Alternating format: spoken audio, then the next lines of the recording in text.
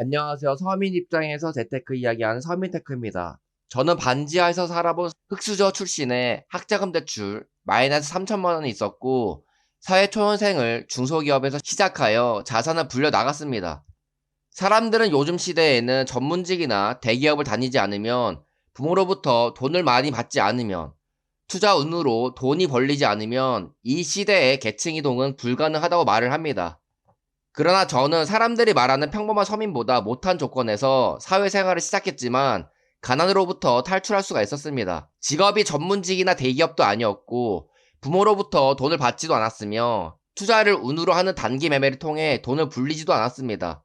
그저 남들 놀 때 일하고 남들이 소비의 즐거움을 느낄 때 저축하여 목돈을 만들었고 그 목돈으로 남들이 공포에 질려 매도할 때 매수하였습니다. 그리고 남들이 공포에 질려 도망칠 때 인내심을 가지고 장기 투자를 하면서 돈을 불려 가난으로부터 탈출할 수가 있었죠. 한마디로 남들이 하기 싫은 행동들 그리고 부자로 가는 고통스러운 길을 열심히 걸어갔기 때문에 남들을 제치고 계층 이동을 할 수 있었다고 생각합니다. 요즘 시대에는 본인이 어떠한 환경에 처해 있던 간에 마음만 먹으면 가난으로부터 탈출할 수 있다고 생각해요. 왜냐하면 제가 직접 해왔기 때문이죠. 자본주의 시대에서 자본이 일할 수 있을 만큼 견고한 시드머니를 만들기 전까지는 남들보다 부자로 가는 길을 열심히 가야 합니다.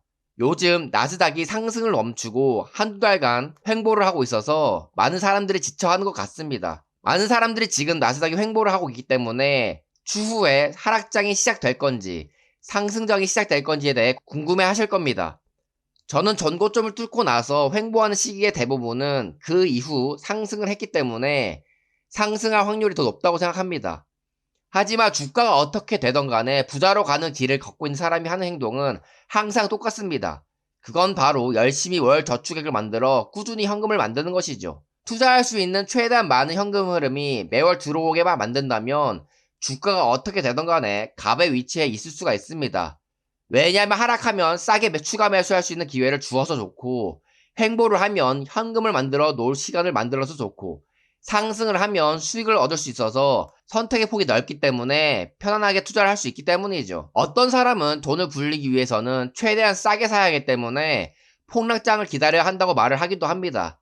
하지만 저는 그건 돈이 많아 삶의 여유가 있는 사람들이 하는 얘기라고 생각해요.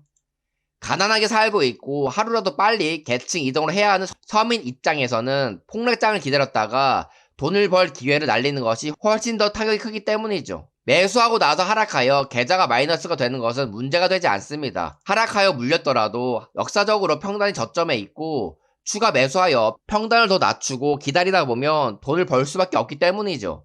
문제는 상승이 왔는데 주식을 보유하고 있지 않아 돈을 벌지 못하는 것입니다. 주식을 보유하면 하락장이 찾아와도 대응이라도 할 수 있지만 주식을 보유하고 있지 않으면 상승장이 찾아왔을 때 대응을 할 수 없기 때문이죠.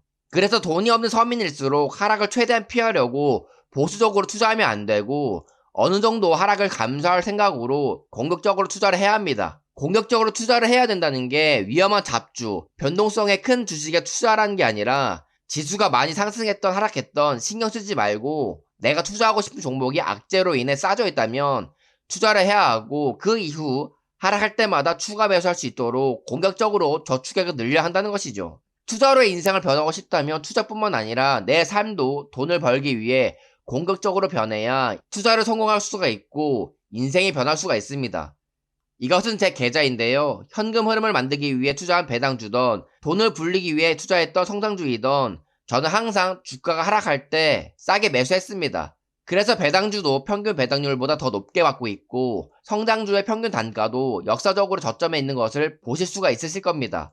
FNGU로 공격적으로 투자해서 500%의 수익을 얻어 인생이 바뀌었던 것처럼 또 한 번의 돈을 불리기 위해 저는 처음으로 변동성의 끝판왕 중소형주 솔라엣지에 공격적으로 투자를 하고 있습니다. 지금은 그냥 기다리기만 하고 있는데 솔라엣지가 한창 폭락을 했던 2024년에는 열심히 저축하여 꾸준히 추가 매수하며 평균 단가를 낮춰왔고 그 덕분에 지금은 계좌 수익률이 플러스가 될 수가 있었죠. 제가 만약 첫 매수 이후 그냥 가만히만 있었다면 지금 계좌 수익률은 플러스가 되지 않았을 거고 시간이 지나 주가가 떡상을 한다 해도 수익률이 낮은 수준으로밖에 수익을 얻지 못할 것입니다. 남들이 도망치는 하락장에 오히려 공격적으로 투자를 해왔기 때문에 지금의 상황이 가능한 일이었고 저는 항상 이런 방법으로 수익을 내왔습니다.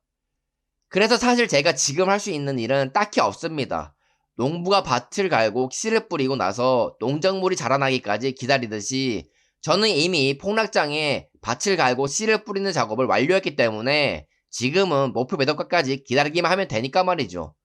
물론 솔라이츠가 예상과 다르게 폭락하여 마이너스 50%까지 다시 떨어질 수도 있고 현재 XPRR 계좌 수익률이 마이너스라 마이너스 50% 이상 되면 추가 매수할 수 있도록 현금을 비축해 놔야 하는 일은 해야 하긴 합니다. 배달 현금 흐름만으로도 생활에 지장이 없지만 작은 돈이라도 저축을 하기 위해 알바를 하며 추가적인 소득을 얻으려고 하고 있는 것이죠.